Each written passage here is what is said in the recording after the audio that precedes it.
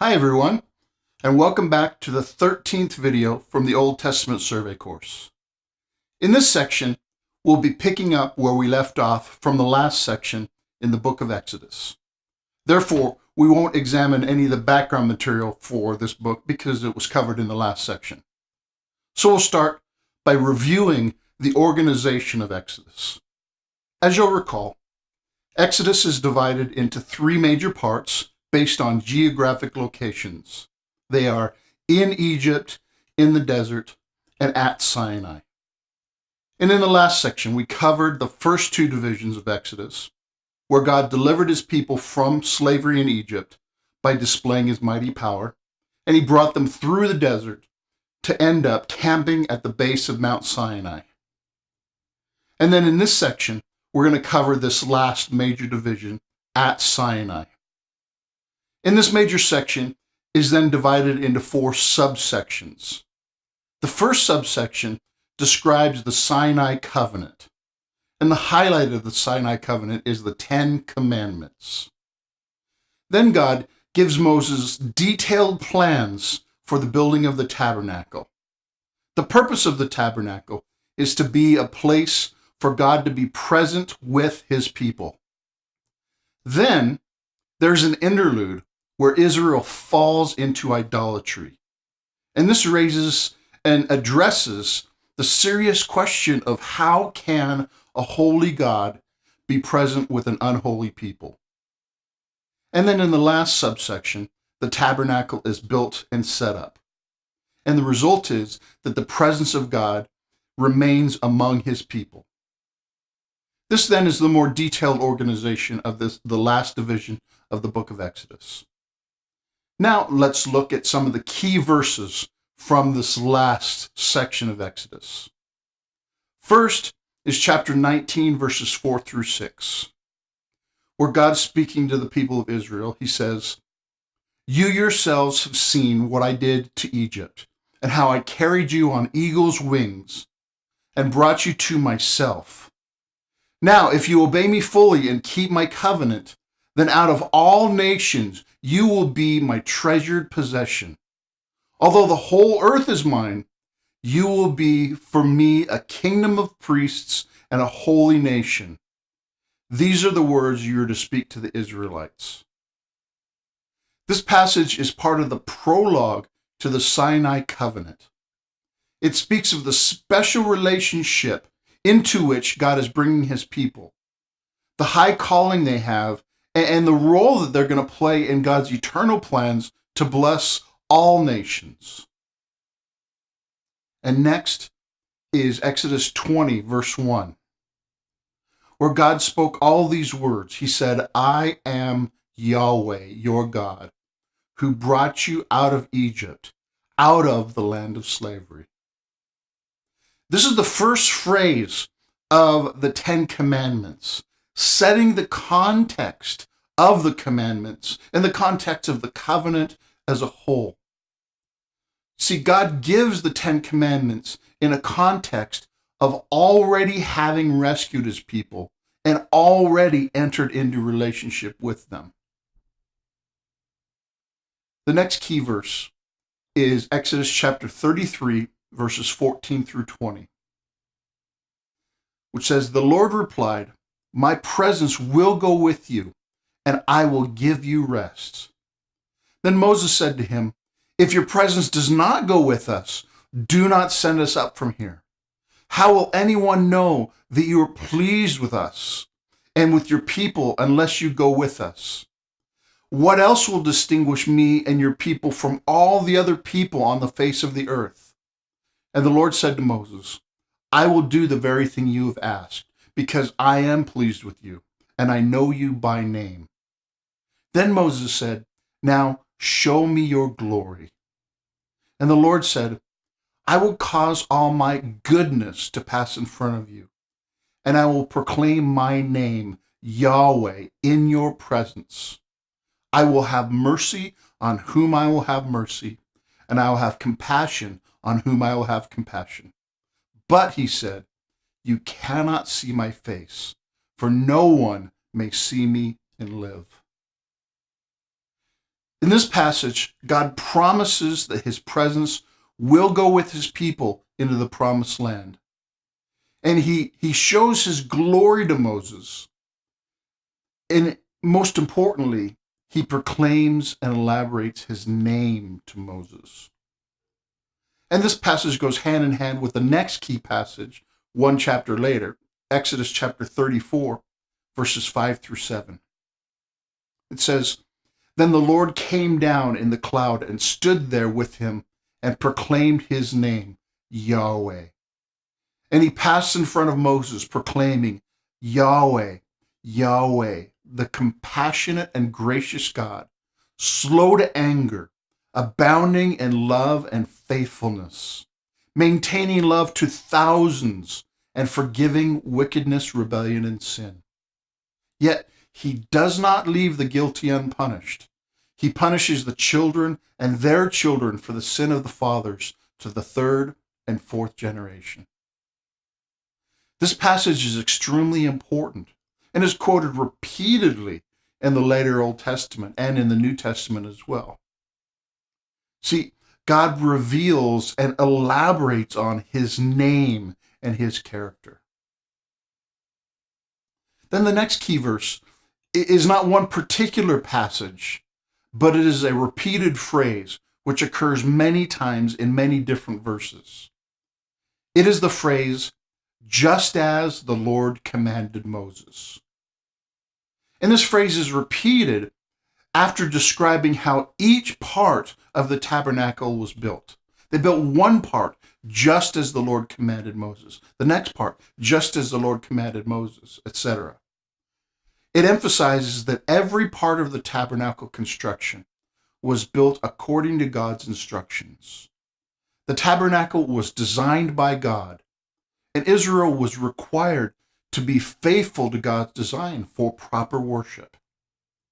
In other words, God required Israel to worship him in the way that he wanted, and they were not free to make up their own rituals.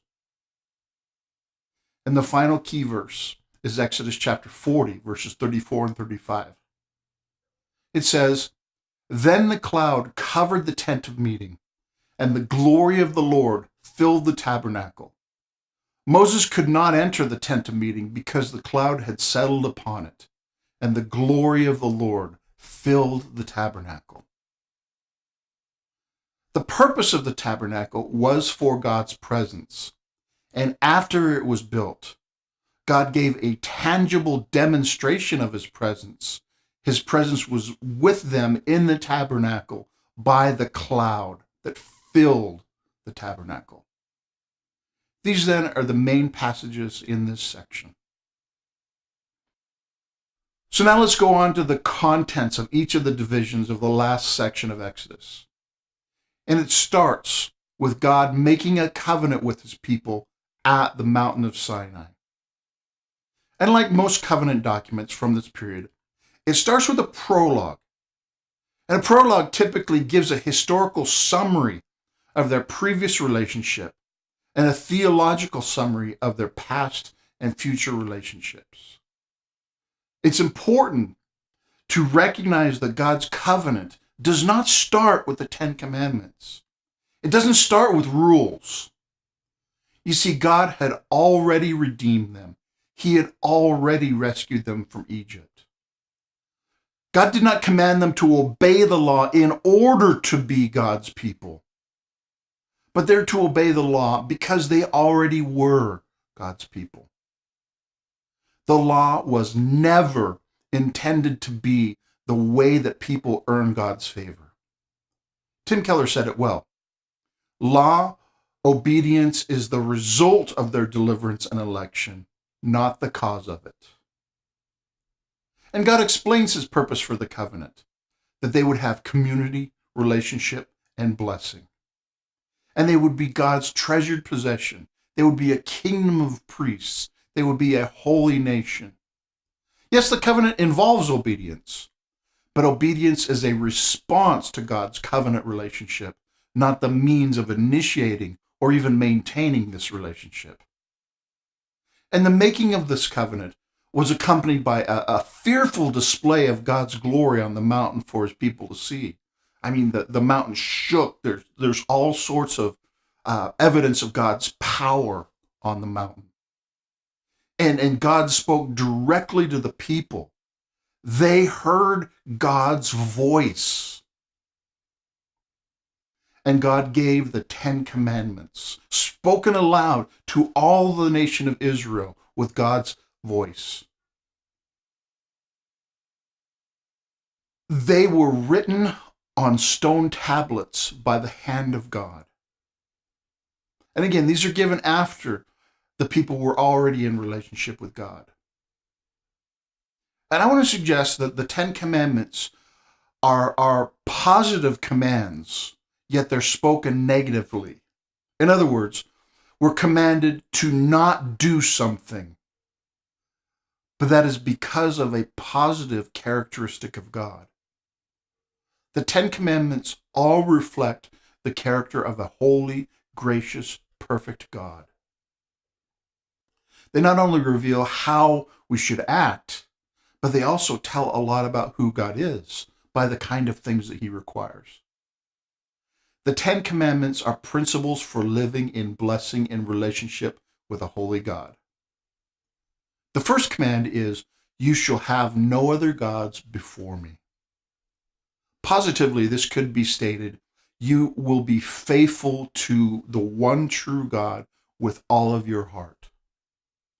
You will give him the reverence and the passion that he rightly deserves.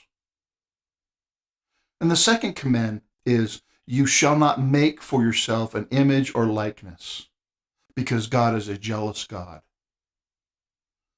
Positively, we could say this is, you shall love God as he is, not as who you might imagine him to be. The third command is, "You shall not take God's name in vain." Positively, this means you shall reverence God's name and you will always take him seriously. The fourth command is, "You shall remember the Sabbath and keep it holy." Positively, this means you shall rely on God, not relying on yourself and your own effort. And the fifth command is, "Honor your father and your mother."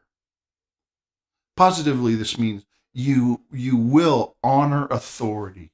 Don't be selfish and rebellious. The sixth command is, "You shall not murder." Positively, you shall value life and do not take it unjustly. The seventh command is, "You shall not commit adultery." Positively, this means you shall value faithfulness. The eighth command is, "You shall not steal." Positively, we could say, you shall value honesty, respect others' property, and trust God to provide all your needs. The ninth command is, "You shall not bear false witness." That is, you shall not lie.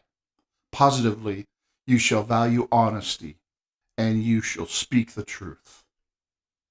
And the 10th command is, "You shall not covet." Positively, this means you shall be content, and you shall trust God to satisfy you. Notice that the first 4 commands address our relationship with God, and the last 6 commands address our relationship with one another. And the first and the 10th command are the framework for all 10.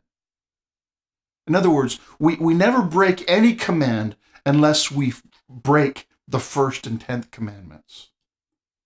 No sin ever happens unless we reject God and desire something else more. And no sin happens unless we covet something that God has not given us. We love it more than we love God. Then after God audibly speaks the 10 commandments, the people beg Moses. They say, "We don't want to hear God directly. He's too awesome. We'll be overwhelmed. So Moses, you go hear from God and then communicate it to us." They were afraid to hear from God directly and demanded a mediator. And then the next few chapters, up through chapter 23, verse 19, this is called the Book of the Law. And there are specific commands that elaborate and explain the Ten Commandments. In the words of your textbook, the Book of the Law tells the demands of having a relationship with God, establishing clear and uplifting instruction.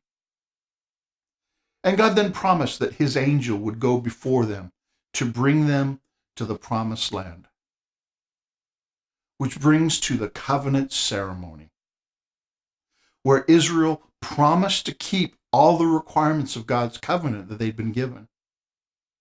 And the covenant was sealed by sprinkling blood on both parties. It was sprinkled on the altar, which represented God, and it was also sprinkled on the people, similar to the kind of symbolism in the covenant ceremony with Abraham in Genesis chapter 15. And the scripture describing the covenant ceremony says, when Moses went and told the people all the Lord's words and laws, they responded with one voice, everything the Lord has said, we will do. Moses then wrote down everything the Lord had said. He got up early the next morning and built an altar at the foot of the mountain and set up 12 stone pillars representing the 12 tribes of Israel. Then he sent young Israelite men, and they offered burnt offerings and sacrificed young bulls as fellowship offerings to the Lord. Moses took half of the blood and put it in bowls, and the other half he sprinkled on the altar. Then he took the book of the covenant and read it to the people. They responded, we will do everything the Lord has said. We will obey. Moses then took the blood, sprinkled it on the people, and said, this is the blood of the covenant that Yahweh has made with you in accordance with all these words. Now let's take a brief digression to examine the purpose of the law. Why was the law given? What was its purpose? And by extension, what is the relationship of the Old Testament law to a modern Christian? Do we have to obey Old Testament laws? Should we ignore them? How do we know which is which? Well, this is a complicated field that people debate all the time. But let me give you a few insights. I hope they're helpful. I would suggest it's necessary to understand the function of the law to the Israelites at Sinai, and then we can better determine how they might apply to us today. First, as I mentioned, the law was never intended to be the way to earn God's favor, to come into relationship. You do not become the people of God by obeying the law. Never have, never will. You don't become saved by obeying the law. Remember, they were already saved from Egypt and already in covenant relationship with God before the law was even given. To illustrate, you don't take out the trash in order to earn your wife's love, but you take out the trash because you already have your wife's love and you love her and you want to make her happy. Now, some people in Jesus' day misunderstood the purpose of the law in this way, but he corrected them. Next, the law was given to help form their worldview. You see, Israel was fresh out of Egypt. They were still engulfed in that pagan way of looking at the world. They needed to unlearn that pagan way of thinking and change and learn the godly way of looking at the world. That this world is from the Lord and belongs to the Lord, and it's for the Lord and for his people. And that's the kind of thinking that we need as well. And the law instructs them on every part of life. Not only what to do or what not to do, but it also teaches the way the world really is. And the law reveals God's character. Let me illustrate this with a little story. Imagine you overhear a father talking to his son, and he says, "Son, do whatever it takes to get ahead in this world. It's all about the money and power and pleasure. Therefore, lie, cheat, steal, backstab your friends if you have to, in order to get what you want." And then you hear a different father saying to his son, he says, "Son, it's important to be honest, kind, virtuous, and loving. Being a good moral person is the most important thing in life." Now, from these two conversations, of course, you've learned what each father wanted their son to do, but didn't you also learn a whole lot about the character of the fathers as well?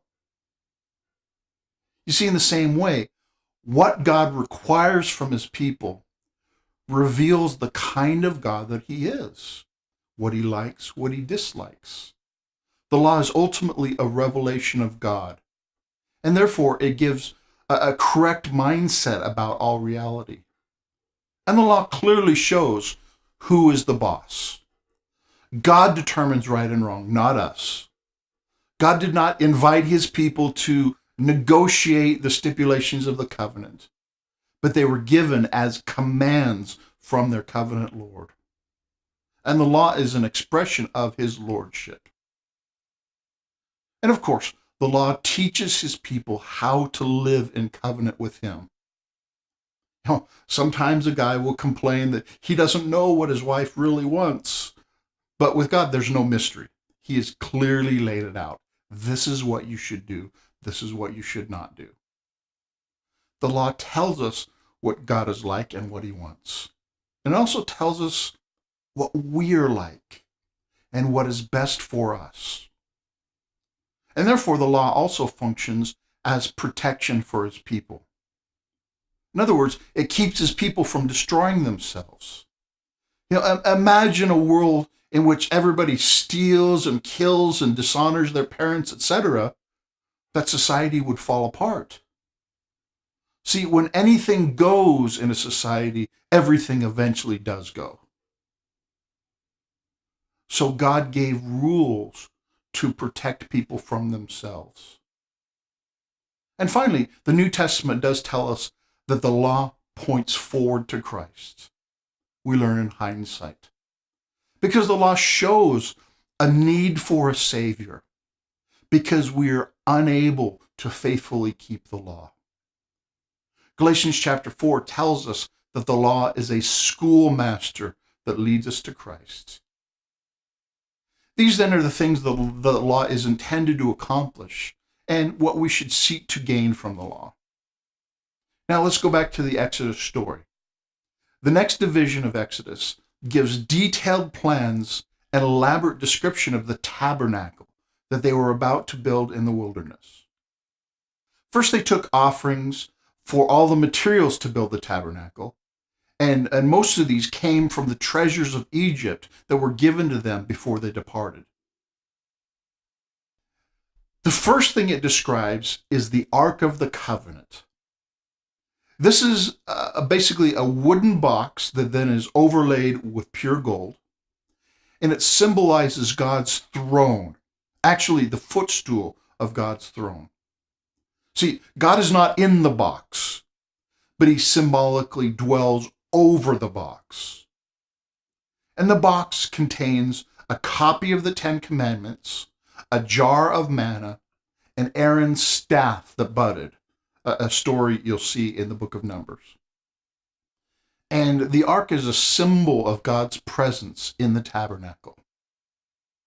Next thing it describes is the table. And the table's made of wood covered in gold as well. And it symbolizes the benefits of God's presence. And every week it's supplied with bread, fresh bread every week. And therefore it's a symbol of God's provision. The next thing described is a 7-branched lampstand called the menorah. Menorah is a word that means lampstand. And this serves the practical function of providing light inside the tabernacle. But it's also a symbol of God's light, truth, and guidance. Next is described the tent itself. It is made of gold-covered wood walls, covered over with curtains of different kinds.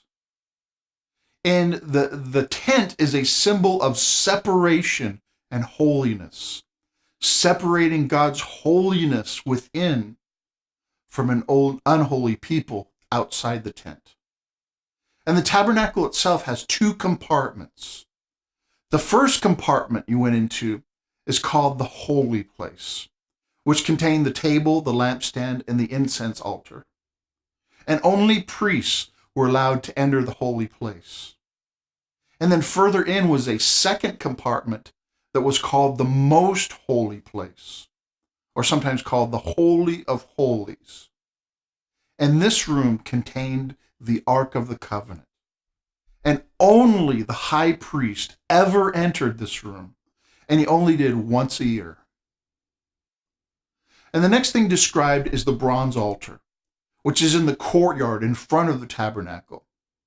And this is the main place of sacrifice, where the sacrifices are burnt and where the blood is poured out. And around the tabernacle and altar and wash basin is a large fence enclosing the courtyard of the tabernacle. And this is also a symbol of separation and holiness, a barrier between God and the people for their protection. And then it describes the special garments that the priests are to wear. These costumes set the priest apart from other people. And there are aspects of the high priest garment that represent the people before God. For instance, there are 12 stones. Each has the name of one of the 12 tribes. And there are also other parts that represent God to the people, such as the plaque that says, "Holiness to the Lord." So that by the costume, it shows that the priest was a mediator, representing God to the people and representing the people to God. The next thing described is the inauguration for consecrating and installing Aaron and his sons as priests to serve God in the tabernacle.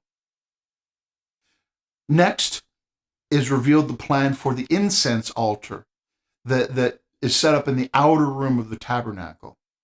Again, it's made of wood covered over with pure gold. And like the name states, special incense was burned on this altar right in front of the curtain of the most holy place, as close as you could get to the most holy place without actually going inside. And this is a symbol for the prayers of the people coming before God's presence. Then we see described the bronze wash basin, which was also in the courtyard in front of the tabernacle. And this is a symbol for cleansing and purity of all who enter the tabernacle. And it also served the practical function of washing after sacrifices were made and before entering into the tabernacle. Then finally, Exodus describes the people who were specially gifted by God with skill as artisans and artists to build all that had just been described. Now, just to be clear, all that has been described in this section is just the plans. None of it has yet been built at this point in the narrative. It will shortly happen, but only after an important interlude. Now, all this is good, but we don't really understand the tabernacle until we understand the reason and the purpose for the tabernacle. Why was it built? Why did God have this set up? Well, two passages in Exodus help us to see what that purpose is.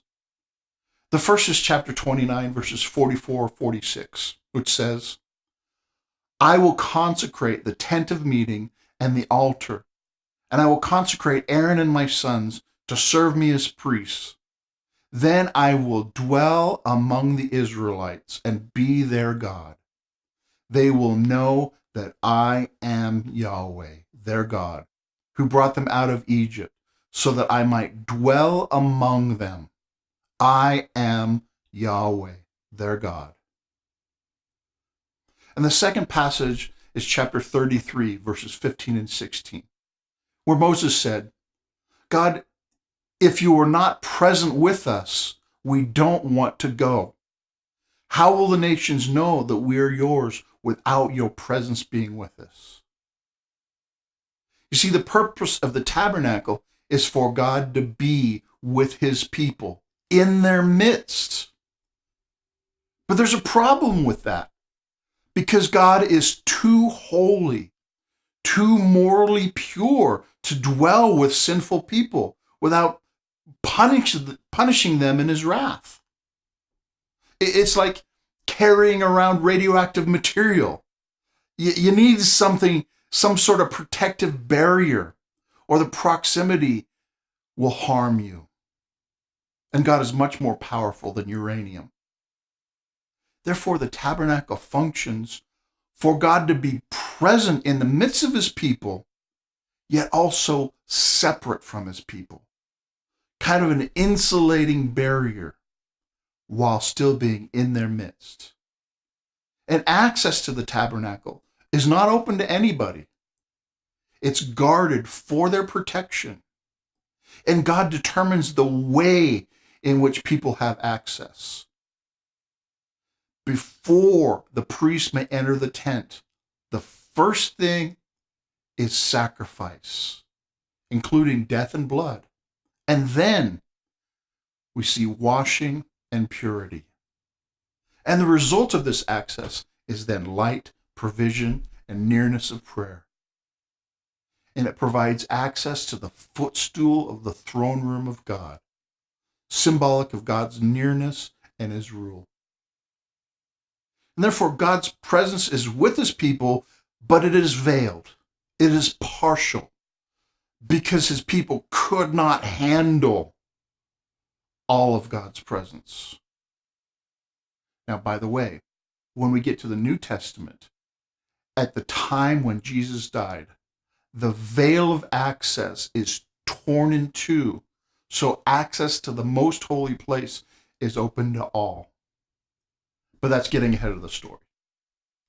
At this point, we see God's presence is scrub, all they could want or need.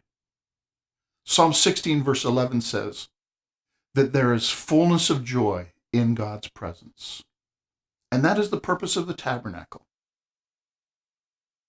Now, earlier, I mentioned that the plan for the tabernacle is described, and then later it is built.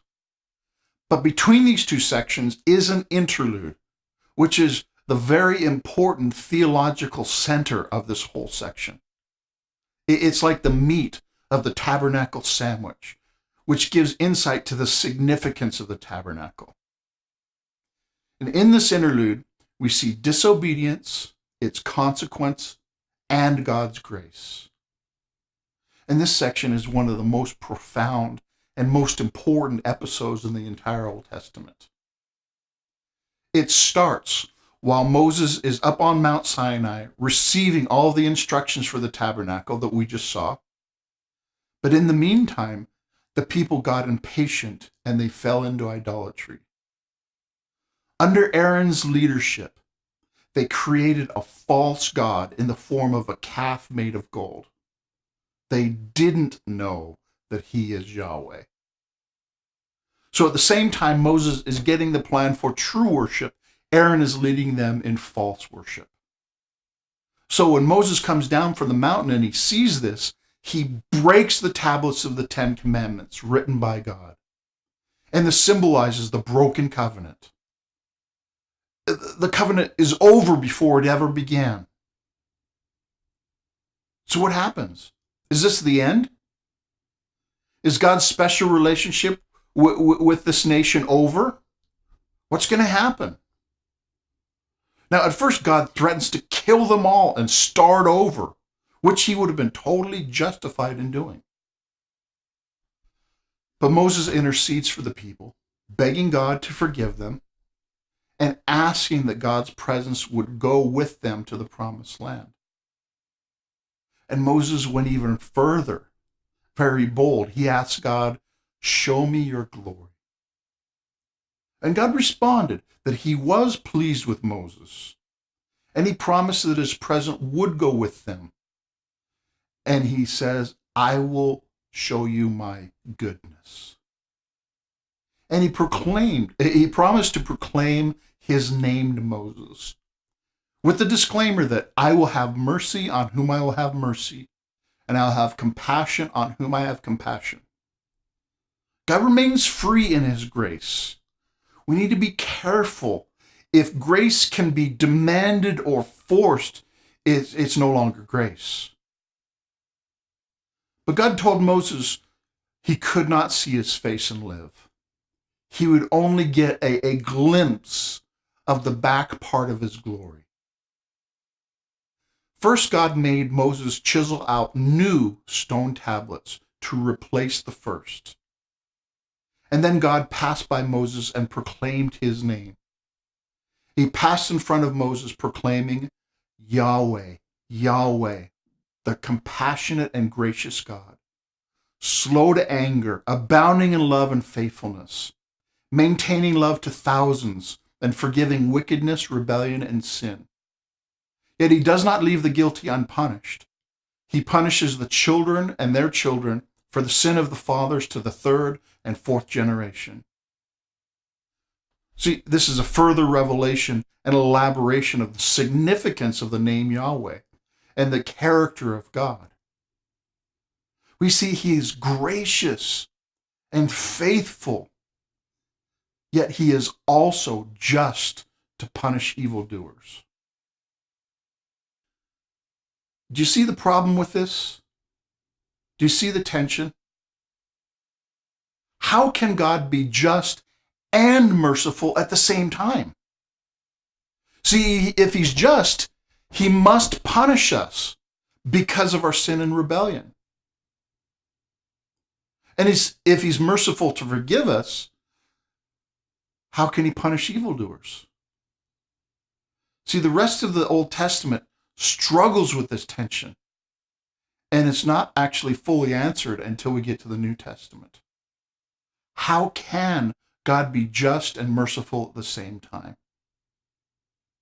I think the answer to this question is summarized very well in Romans chapter 3, starting at verse 24. Verse 22, which says, this righteousness from God comes through faith in Jesus Christ to all who believe. There's no difference, for all have sinned and fall short of the glory of God and are justified freely by his grace through the redemption that came by Christ Jesus. God presented him as a sacrifice of atonement through faith in his blood. He did this to demonstrate his justice, because in his forbearance, he had left the sins committed beforehand unpunished. He did it to demonstrate his justice at the present time, so as to be just and the one who justifies those who have faith in Jesus. See, by the cross, God is just and the one who justified. He is just by fully punishing our sin on the cross. And he is merciful and he's forgiving by taking that righteous wrath on himself as a substitute so that it does not fall on us who believe in him. Back to Exodus. Then God renewed the covenant that had been broken. God went back again. He restored that broken relationship even after his people were totally unfaithful. Think about how this applies to us. Think about how many times we have sinned after we were converted to Christ. Again and again and again. And we knew exactly what we were doing. See, if our Christian life is based on our performance and our faithfulness, there's no hope. But if it's based on God's character and God's work, then we are secure in him. And then the final division of Exodus describes the actual building of the tabernacle. It reviews in the same detail all of the furniture, all the construction that had been described earlier. And it emphasized all the materials that were used. And it describes again the builders who did the building. And in each section, after describing every part, it says it was built just as the Lord commanded. Again, this emphasized God's right to determine the way that he is approached, the way that he is worshipped. And then when the construction was completed, the tabernacle was set up in the wilderness of Sinai. And the glory of the Lord in the pillar entered the temple as a tangible demonstration that his presence was with them in the tabernacle.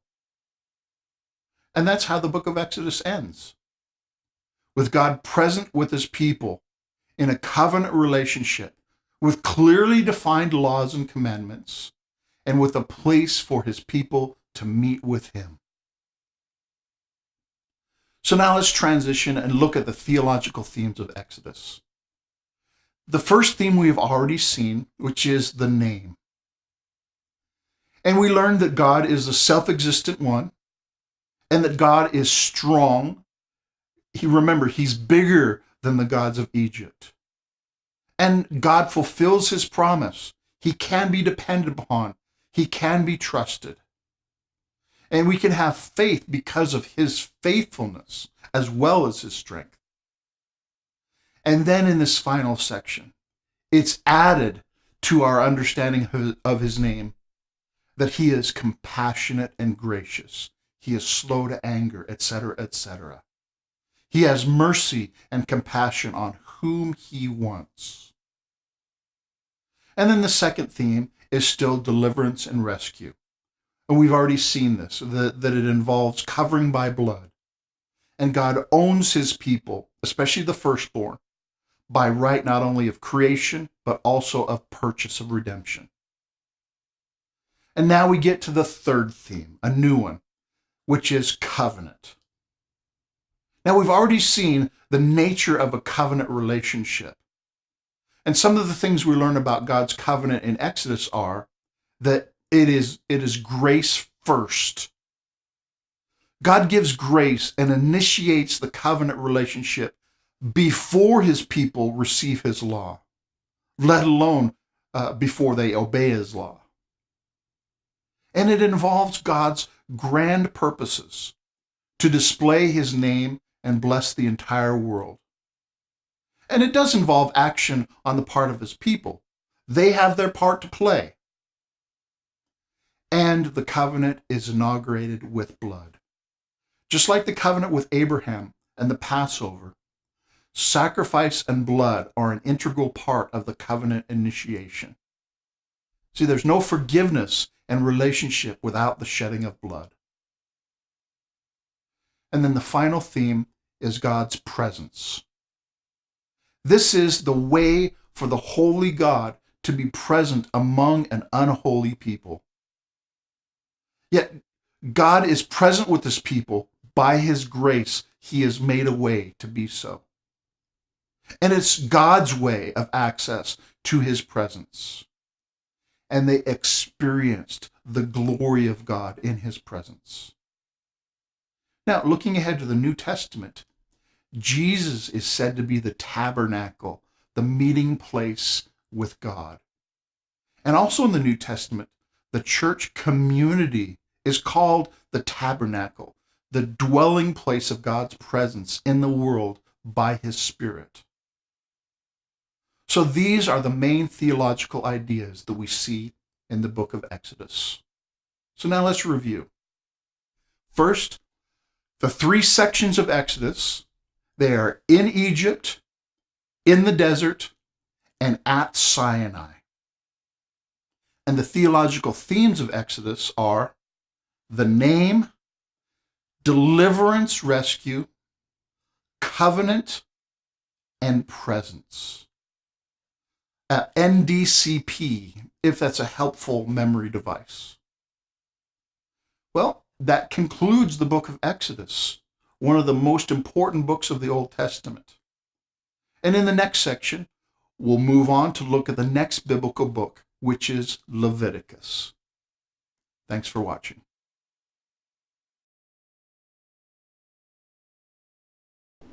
All pay heed. The Lord Jehovah, has given unto you these